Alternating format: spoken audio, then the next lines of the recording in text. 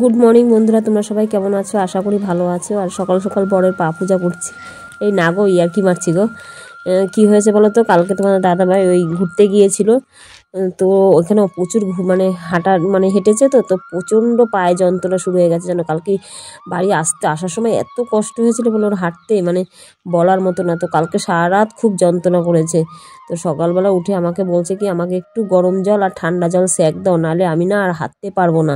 কি বলো তো, দুটো পাই ভাঙা, তো তোমাদের বলেছি মনে হয়, আমার তো খেয়াল নাই। তো যাই হোক, তো একটা পা ঠিক আছে, কিন্তু এই পাটা না, মানে এই পাটা একটু মানে ঠিকভাবে কি বলবো তোমাদের, এই পাটা একটা হাড় ঠিকভাবে জোড়া লাগেনি। তো সেই জন্য এই পাটা না প্রচুর ব্যথা করে, বেশি হাঁটাচলা করলে বা শীতকাল আসলে না এরকম ফুলে যায়, খুবই কষ্ট হয়। কিন্তু ওই পাটা ঠিক আছে। আর ওই দিকে দেখো, আমার মা চলে এসছে সকালবেলায়। ঘুমিয়ে রয়েছি, আমার শাশুড়ি কলিং বেল বাজাচ্ছে। আমি যে কী ব্যাপার, তারপরে ঘুম থেকে উঠেই যে সাড়া দিয়েছি যে কী হয়েছে, কলিং বেল বাজাচ্ছ কেন? তো আমাকে বলছে কি নিচের থেকে, যে তোমার মা এসছে। কখন এসছে? মা অনেক সকালে এসছে, এসে নিচে বসেছিল, মানে ডাক্তারখানায় যাবে বুঝলেন, তোমাদের দাদাভাই নিয়ে যাবে হসপিটাল আমার মার চোখ দেখাতে, বুঝলেন। তারপরে উঠলাম, উঠে ঘরমর সব ঝাড় দিলাম, মোছা হয়নি এখনও। তো মাকে বললাম কি, মা একটু ময়দাটা, মা আসার সাথে সাথেই কাজে লাগিয়ে দিয়েছি বুঝলে। মাকে বললাম কি, মা একটু ময়দাটা মেখে দাও, তাড়াতাড়ি করে রুটি করি। তো মাকে বললাম তুমি খাবে তো? তো মা বলছে না, আমি খাবো না, আমি বাইরে দিয়ে খেয়ে এসেছি, ছাতু খেয়ে এসেছি বুঝলে। তো আমাকে বলছে আমি খাবো না। তো আমি বললাম ঠিক আছে, তাহলে আর কি করবো যদি না খাও। তারপর আমার শাশুড়ি ওনাকে ডেকেছে চা করে, যে চা খেয়ে যান, চা খেয়ে যান। কিন্তু আমার মা বলছে চা খাবো না, যেহেতু আমার মা না চা অতটা খায় না, খেতে চায় না। তো যাই হোক, ওইদিকে রুটি করে তোমাদের দাদাভাইকে দিয়ে আসলাম চা রুটি। আর এদিকে মেয়ে উঠে পড়েছে, ওকে হাত মুখ দিয়ে দিয়েছি। আর আজকে মেয়েকে খাওয়াবো হলো জ্যাম রুটি, মানে জ্যাম দিয়ে রুটি দিয়ে পেঁচিয়ে যে জ্যাম রুটির মধ্যে জ্যাম দিয়ে পেঁচিয়ে দেবো, ওর হাতে দিয়ে দেবো, ও খেয়ে নেবে। ও ওটা নেয় না, এইটা নে, দেখেছে নষ্ট করতে নাই। এই নে, আরে এই নাও। আর খাবো না বাবা, কোথায় রাখবো? ওই যে বাপ্পার মার কাছে দাও। চা, দুধ চা, আর এই যে রুটি তোমার দাদাভাইকে লিভার চা করে দিলাম। আর ওই বাসি দুধ ছিল পরশু দিনের, আলু নিয়ে দেন এই দূরে না, আমাদের উপরে গিয়ে আসে না। তো দুধ চা দিয়ে যে রুটি খাচ্ছি। আর ওই যে মা একটু পরে যাবে ডাক্তার, এই যে একটু পরে যাবে হসপিটালে চোখে। তো একটু পরে যাবে হলো ডাক্তারের কাছে, তোমার দাদাভাই নিয়ে যাবে। আর ওই দেখো আমার মেয়েকে জ্যাম দিয়ে রুটি দিয়েছি, জ্যামগুলো খেয়েছে, এখন আরো জ্যাম দাও। মুখটার অবস্থা কি দেখো, বিড়ালের মতন হয়ে যেত। ডালাও দিচ্ছি, কি দেখো হাত ফাত মুখ টুক কি করেছে দেখো। আর এদিকে দেখো বিছনা তুলছি। আর বিছনা না সবার লাস্টে তুলি, যেহেতু না মানে মেয়ে অনেক বেলা করে ওঠে, তো এই জন্য বিছনাটা সবার লাস্টে তোলা হয়। আর আজকে কিন্তু মেয়েকে স্কুলে পাঠাইনি, কালকে থেকে আবার পাঠাবো। আর কি বলতো, এই ঘরটা না জানো না এত গরম, শীতকালে খুব মজা জানো না, এই ঘরে বেশ আরাম লাগে ঘুমাতে, কিন্তু গরমকালে প্রচণ্ড গরম হয় এই ঘরটা। শীতকালে মজা আছে, যেহেতু শীতকালে তো গরম ঘরেই ভালো লাগে, কিন্তু গরমকালে একদমই ভালো লাগে না এই ঘরটায়। তো ওইদিকে দেখো জানলাটা খুলে দিলাম, আর মশারিটা নাই, যেহেতু শীতকাল তো এই পাখা চালাই নাই, এই জন্য মশারিটা নাই। বেশি একটা মশা নেই, দুই একটা দেখা যায়, কিন্তু তাও দুই একটা কামড়ালেই অনেক বলো। আর মশা কামড়ানো অত ভালো না। তারপরে দেখো বিছানাটা তোলা হয়ে গেছে। আর ওই দেখো কতগুলো খেলার জিনিস, ওগুলো আমার মেয়ে কি করেছে, ঘুম থেকে উঠেই ওই ব্যাগে ছিল তো কালকে, ব্যাগের মধ্যে ভরে রেখেছে, তো ব্যাগ ধরে নিয়ে এসে বিছানায় খেলা শুরু করেছে। আর ওই পুতুলটা জানো না রাত্রে নিয়ে ঘুমিয়েছে, তো অনেক রাত্রে না ঘুমের চোখে লাফ দিয়ে উঠেছে, কান্না করে উঠেছে ঘুমের চোখে, মানে বসে পড়েছে, উঠে বসে কান্না শুরু করেছে। আমার পুতুল কোথায়, মনে হয় স্বপ্ন দেখেছে না কি কে জানে, বলছে পুতুল কোথায়, কান্না করছে। তারপর ওর তো মাথার কাছেই ছিল পুতুলটা, ওটা নিয়েই ঘুমিয়েছিল। তারপরে আমি এবার ওর হাতে দিলাম যে এই যে তোর পুতুল নে। তারপরে আবার দেখলাম কি পুতুলটা কোলের মধ্যে নিয়ে তারপরে আবার ঘুমিয়েছে, জানো না।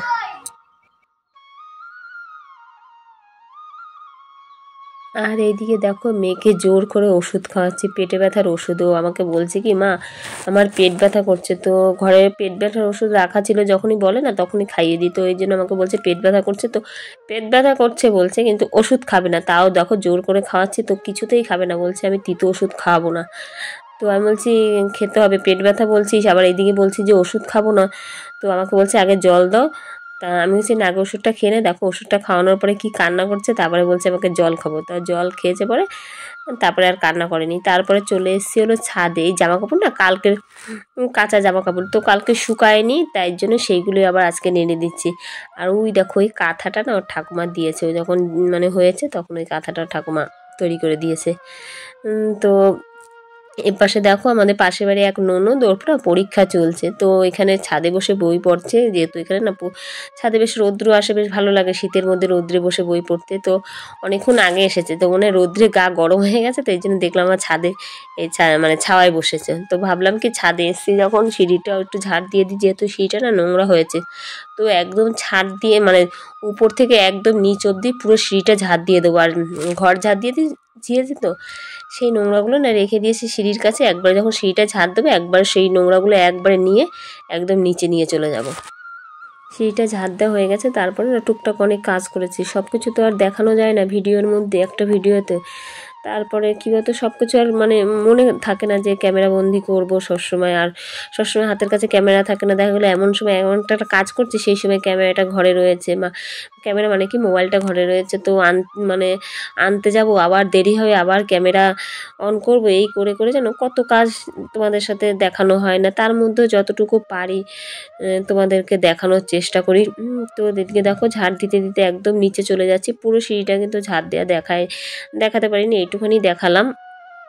তারপরে দেখো ওইদিকে জামা কাপড় ভিজিয়েছিলাম, তো ভাবলাম কি নিচে নিয়ে যাই, একবারে নিচে বসে কেচে একবারে স্নান করে মানে মাথা ঘষে স্নান করে আসবো। আর প্রচণ্ড ভারী, যেহেতু সার্ফে ভিজানো জলের ভার, তারপরে হলো জামা কাপড়ের ভার, সব মিলিয়ে না প্রচণ্ড ভারী, মানে নিতে খুব কষ্ট হচ্ছিলো। মাজায় মানে কোনো রকমের টেনে টেনে নিয়ে যাচ্ছিলাম নিচে। কখন গেছি সেই মানে জামা কাপড় কাচলাম, তারপরে মাথা ঘষলাম, স্নান করলাম। এখন না মাথাটা আশ্রয়নি, সামনে একটু একটু আসছি, তারপর সিঁদুর পরলাম। আর ওইদিকে জামা কাপড় ধোয়া হচ্ছিলো, আর ওই ফাঁকে না মেয়েকে স্নান করিয়ে দিয়েছি। আর এখন রান্না বসাবো, শুধু সিদ্ধ ভাত করবো, কারণ অনেকটা দেরি হয়ে গেছে, জানো না 1:30 বাজে এখন। তো এখন রান্না করব, তারপরে মেয়েকে খাওয়াবো। তো তোমার দাদাভাই এখনও আসেনি ডাক্তারখানার থেকে। আর আমার শাশুড়ি আর আমি ভেবেছিলাম আমার মাকে নিয়ে যাবে, তো পরে শুনে আমার শাশুড়িও গিয়েছে, দুইজনেই গেছে তোমার দাদাভাইয়ের সাথে ডাক্তারখানায়, চোখের ডাক্তার দেখাতে গিয়েছে। তো ভাত বসাবো, আর ওদিকে ভাত হবে। আর এই ফাঁকে দেখো এক গাবলা জামা কাপড়, এদিকে ভাত হবে, আর এদিকে আমি মানে জামা কাপড়গুলো শুকো দিয়ে আসবো। ভাত বসিয়ে তারপরে যাবো, কারণ জামা কাপড় শুকো দিতে অনেক সময় লাগবে। আর আজকে রাত্রিবেলা একটা মানে স্পেশাল কিছু, মানে এই প্রথমবার রান্না করব, তো তোমাদেরকে এখনই বলবো না, তো যখন রান্না করব তখনই দেখাবো। তো এখন আর রান্না কিছু দেখাবো না, যেহেতু এখন শুধু সিদ্ধ ভাত করব। আর তোমাদের দাদাভাই আসলে ভাত খাবে, এই জন্য সিদ্ধ ভাত করবো। সিদ্ধ ভাত মানে কি, আলু সিদ্ধ দেবো। আর ফ্রিজের মধ্যে কিছু আছে, দাদা দেখ, ও একটু মাছের তরকারি আছে, তো ওই আলু সিদ্ধ দেবো আর মাছের তরকারি দিয়ে তোমার দাদাভাই খাবে। আর আমার ছেলে তো বাড়ি নেই, কলেজে গেছে, এই জন্য রাত্রি রান্না করব। আর না শীত লাগছে, এই দেখো এখানে জানলা দিয়ে না রৌদ্র আসছে, এই দেখো এই অনেকটা দূরে আলোটা এখানে আসছে, তো এই জন্য এখানে দাঁড়িয়েছে, একটু প্রচণ্ড শীত লাগছে, শীতের দিন। এই দেখো এই কৌটাটা না, এটার মধ্যে ময়দা রাখি, শেষ হয়ে গেছে, ধুয়ে দিলাম। আর কালকে তোমার দাদাভাই ঘুরতে গিয়েছিল, তো ঘুরতে গিয়ে আসার সময় না এই দেখো গজা এনেছিল, পুরো এই দেখো গুড়ের গজা নিয়ে এসছে। আমাকে বলছে কি, আরও এখান থেকে খাওয়া হয়েছে বুঝলে সকালবেলায়, তো আমাকে বলছে কি যে 100 টাকা কিলো কীভাবে দেয়, বলে এর মধ্যে তো গুড় তো যেইটুকুই থাকুক আছে, তো বলে 100 টাকা কেজি কীভাবে মানে কী করে দেয়। মা আসার সময় না সাদা মানে গুড় নিয়েছে, সাদা গুড়, দাঁড়াও খুলে দেখা, এই দেখো সাদা গুড়, এই গুড় আমি কোনোদিন দেখিনি, দেখো কেমন সাদা গুড়, বলে খুব খেতে বলে খুব টেস্ট। তো আজকে সকালে নিয়ে এসেছে, এখন তুই মুখে দিইনি, খেলেই বুঝতে পারবো কেমন। তো চলো একবারে ওবেলায় কথা হচ্ছে। আর আজকে পালং চিকেন বানাবো, তার জন্য হলো পালং শাকটা বেছে ধুয়ে নিয়েছি। আর এটা আমাদের ক্ষেতের পালং শাক, একদম টাটকা টাটকা পালং শাক, সার ছাড়া, সার দেয়া নাই পালং শাকের মধ্যে। তো আজকে নিয়ে এসছে আমার শ্বশুর তুলে। আর এই দেখো এখানে আছে আদা রসুন আর লঙ্কা, আর এর মধ্যে জিরে দেবো আর লঙ্কা না, মানে আমি এই প্রথম রান্না করছি পালং চিকেন, এর আগে কোনোদিন করিনি। তো ইউটিউব দেখেই তারপরে রান্না করছি। তো দেখলাম কি লঙ্কা একদমই ঝাল দেয় না, তো আমি 3টে দিলাম হালকা ঝালের জন্য। আর দেখবে একদম মাংস একদম ঝাল ছাড়া ভাল লাগে না, ভাল লাগে কার কেমন লাগে জানি না, আমাদের কাছে একদমই ভাল লাগে না যে একদম ঝাল ছাড়া মাংস হবে, তার জন্য 3টে দিয়েছি, হালকা হালকা ঝাল হবে। আর এখানে দেখো মাংস, এখানে সলিড মাংস আছে। কি বলতো তোমার দাদাভাই সলিড মাংস কিনে নিয়ে এসে, কিছু ছোট ছোট পিস করা ছিল, মানে পিস করে নিয়ে এসে, আর কিছু বড় বড় পিস করা। তো বড় পিস না মাংস কম আছে, তো ভাবলাম কি কিছু ছোট পিস এর মধ্যে দিয়ে দিই, তাহলে বেশ ভালো হবে। কারণ বড় মাংস তো কম, আর আজকে আনেনি মাংসটা, মানে পরশু দিন এনেছে, বুঝেছো। তো ওই জন্য ছোটো মাংস, কারণ এই ফ্রিজে ছিল তো জমে গেছিলো, এই জন্য পুরো এই মাংসটা না আলাদা করা ছিল ছোটো পিসের মাংসগুলো এই বাটিতে। তো ভাবলাম কি পুরোটা যদি বার করে যদি ভিজিয়ে না রাখি তাহলে তো দিতে পারছি না ছোটো মাংসগুলো বড় মাংসের মধ্যে। তো বার করে যেই এই বরফটা ছেড়েছে, তারপরে হলো এখান থেকে বেছে কিছুটা মাংস এই যে এই মাংসের মধ্যে দিয়েছি, আর একটুখানি রেখে দেবো ফ্রিজের মধ্যে। এটুকু ইচ্ছা আছে মেয়েকে কালকে রান্না করে দেবো, তো জানি না কী করি, এখন তো ইচ্ছা আছে। আর এর মধ্যে দেখো পুরো সলিড মাংস, এর মধ্যে ছোটো মাংসও আছে, এই দেখো ছোটো ছোটো মাংস আর বড় মাংস। তো আর এইদিকে দেখো জল গরম বসিয়েছি, ইটা না পালং শাক না হালকা সিদ্ধ করে নেবো, সিদ্ধ করে তারপরে হলো মিক্সচারে বেটে নেবো।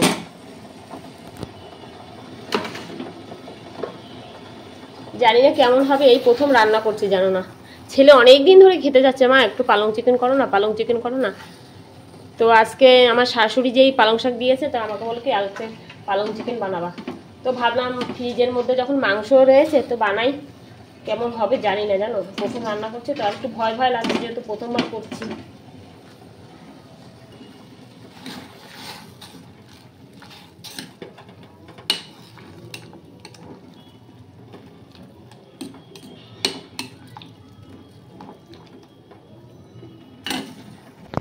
ওদিকে পালং শাকটা একটু সিদ্ধ হোক, এই ফাঁকে এই মাংসটা ফ্রিজের মধ্যে রেখে আসি। আর এদিকে পালং শাকটা সিদ্ধ হয়ে গেছে, তারপরে জলটা ঝরিয়ে এখন এর মধ্যে না এই যে একদম ফ্রিজের ঠান্ডা জল দেবো, তাহলে না এই যে পালং শাকের যে কালারটা সেটা চেঞ্জ হবে না, এই জন্য যেই ঠান্ডা হবে তারপর হলো মিক্সচারে বাটবো। একদম ফ্রিজের পুরো ঠান্ডা জল দিয়েছি, তাহলে এই যে সবুজ কালারটা না চেঞ্জ হবে না। আর যদি ঠান্ডা জল না দিতাম না তাহলে না বাটার পরে না এখন কালচে কালচে হয়ে যেত। কালারটা কি সুন্দর একদম সবুজ হয়ে গেছে যেই মানে ঠান্ডা জলটা দিয়েছি। আর এদিকে রান্নার জন্য কড়াই বসিয়ে দিলাম, আর সাদা তেল দিয়ে রান্না করছি। তো বাটা মশলা দিয়ে দিলাম, যা যা বাটা মানে বেটেছিলাম তোমাদের তো দেখালাম। আর দেখো তেজপাতা না তেলের উপরে দিতে ভুলে গেছি, এই জন্য আবার পরে দিলাম। আর সামান্য একটু হলুদ দিয়েছি, কি বলতো হলুদ দেয় না, কিন্তু আমার কি মনে হলো, আমার একটু না মনে হলো যে একটু হলুদ দিই, তো এই জন্য আবার হলুদ দিলাম। তারপরে দেখো মশলাটা বেশ ভালোভাবে কষিয়ে নেব, তারপরে হলো মাংসটা দিয়ে দেবো। আর কি বলতো মাংসটা না খুব সুন্দর সিদ্ধ হয়েছিল, আর মানে বড় বড় পিসের থেকে না ছোটো ছোটো যেই মাংসগুলো ছিল ওগুলো খেতে বেশি ভালো লেগেছিলো জানো না আমার কাছে। তো তারপরে দেখো লবণ দিয়ে দিলাম, আর তারপরে দিয়ে দেবো হলো ওই যে মশলা বেটেছিলাম সেই মশলা বাটার একটু মানে জল দিয়েছি, জল দিয়ে মশলার মানে মিক্সচারের বাটিটা একটু ভালো করে ধুয়ে নিয়েছি, সেই জলটাই দিয়ে দিলাম। এখন ঢেকে ঢেকে না অনেকক্ষণ বসে কষাবো। আর মাংসটা খেয়ে না ছেলের এত পছন্দ হয়েছে না, আমাকে বলছে কি মা আবার রান্না করবা, খুব সুন্দর হয়েছে মা, ছেলে বললো। আর কি বলতো শীতকালে সে তো আমাকে বলে কি ছেলে মা পালং শাকের এটা বানাতে পারো না, ওটা বানাতে পারো না, পালং পনির করবা, পালং চিকেন করো, মানে বিভিন্ন রকমের আইটেম বলছে। এখন পালং শাকের সিজন, এখন এটা ওটা বানাবা। তো এইদিকে দেখো পালং শাক দিচ্ছি, প্রথমে অল্প একটু দিয়েছিলাম, কষানো একদম হয়ে গেছে, তো পালং শাকটা এই যে দিয়ে দিলাম, বাটা পালং শাকটা প্রথমে অল্প একটু দিয়ে দেখলাম যে আর একটু লাগবে নাকি, এই দেখে তারপরে পুরোটাই দিয়ে দিয়েছিলাম বুঝলে। আর হলো একটু মিষ্টি দিয়েছিলাম, যে স্বাদ দেখবে পালং শাকের মধ্যে পালং শাক দিয়ে একটু মিষ্টি না দিলে ভালো লাগে না, একটু মিষ্টিটা একটু বেশিই দিয়েছিলাম বুঝলে। তো আর জল দিইনি, এই মানে এখন গ্যাসটা একদম আস্তে করে আস্তে আস্তে আস্তে আস্তে একদম মাংসটা রান্না করবো। ওই যে মশলা কষানোর সময় যে একটু জল দিয়েছিলাম ওই জলেই দিয়েছি, আর দিইনি বুঝলে। তারপরে আর নামানোর আগে একটু ঘি দিয়েছি, আর হলো একটু গরম মশলা দিয়েছি, এটা আমার ইচ্ছা, অনেকে দেয় অনেকে দেয় না, আমি ইউটিউবে দেখিনি কাউকে দিতে, কাউকে মানে কি আমি যে ভিডিওটা দেখেছিলাম সেটা দেয়নি। তো আমার একটু মাংস রান্না করছে, তো এই জন্য ভাবলাম একটু গরম মশলা দিয়ে, আর গরম মশলা না দিলে আমার বেশ ভালো লাগে না, এই জন্য আমি একটু গরম মশলা দিলাম। পালং পনির হয়ে গেছে, তো এরপরে হলো পরোটা ভাজবে, ঘিয়ে ভাজা পরোটা। আর ময়দাটা না আগে থেকে মেখে রেখেছি বুঝলে। আর এই দেখো পালং পনিরটা একদম হয়ে গেছে, তো এখন নামিয়ে ফেলবো। আর এদিকে দেখো পরোটা ভাজছে। আর আজকে রাত্রে না আমি একটু পরোটাই খাইয়েছি। ওকে কী হয়েছে, মাংস আর পরোটা দিয়েছে, তো ও কী করেছে যেন শুধু শুধু মাংসগুলো খেয়ে নিয়েছে আর পরোটা খায়নি। তারপরে আবার পরে আমি খাইয়ে দিয়েছি, তারপরে খেয়েছি বুঝলে। আর ছেলে বলছে কি মা খুব ভালো লাগছে খেতে, মা বলছে কি মাংসটা মা খুব সুন্দর লেগেছে খেতে। আর মাংসটা না খুব সুন্দর জানো না সিদ্ধ হয়েছে, সলিড মাংস কিন্তু চিবড়া চিবড়া লাগে, কিন্তু পালং শাক দিয়ে না কি আমি বলতে পারবো না জানো, মানে সলিড মাংস এত সুন্দর লাগছিল না খেতে। আমার কিন্তু সলিড মাংস অতটা ভালো লাগে না, কিন্তু কি বলতো আজকের মাংসটা না আমার সত্যি খুব ভালো লাগছে। সলিড মাংস অতটা ভালো খায়নি, কিন্তু আজকের মাংসটা না খুবই স্বাদ লেগেছে। আর তোমাদের দাদাভাইও খেয়ে বলেছে খুব সুন্দর হয়েছে।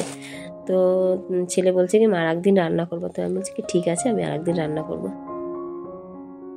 আর এই দেখো ঘিয়ে ভাজা পরোটা হটপটের মধ্যে রেখেছি, তাহলে অনেকক্ষণ অবধি গরম থাকবে। আর এদিকে গ্যাসের স্ল্যাব গ্যাস সমস্ত কিছু মোছা হয়ে গেছে। আর এই দেখো পালং চিকেন, আমার ছেলে এখান থেকে এক পিস মুখে দিয়েছে, দিয়ে আমাকে বললো কি মা ভালো হয়েছে খেতে, আর বললো মাংসটা ভালোভাবে সিদ্ধ হয়েছে।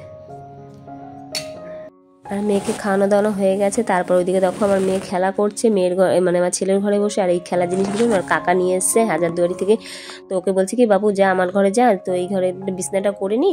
তো আমাদের ওই ঘরে চলে গেছে, তারপরে হলো এই ঘরে বিছানাটা করছি। তো এই ঘরে আসার পর আমি ওকে আবার বিছানার থেকে নামিয়ে দিলাম, যে এই ঘরে বিছানাটা করে নিই, তো নামবে না, ওই যে ঝাঁটা মানে ভয় দেখাচ্ছি। তারপরে নেমেছে আর আমাকে বলছে কি দেখো আমার মেয়ে কান্না করছে বিছানায় উঠবে। তাও আমি বলছি না আগে বিছানাটা করে নিই, তারপরে হলো তুই ওঠ। তো যাই হোক আজকে ভিডিওটা আমি এখানে শেষ করছি। আমার ভিডিওগুলো যদি তোমাদের ভালো লাগে একটা লাইক দিও, আর অনেক অনেক অনেক শেয়ার করো, আমার চ্যানেলকে সাবস্ক্রাইব করে আমার পাশে থেকেও। দেখা হচ্ছে কালকে সকালে, তাহলে আজকের মতো টাটা।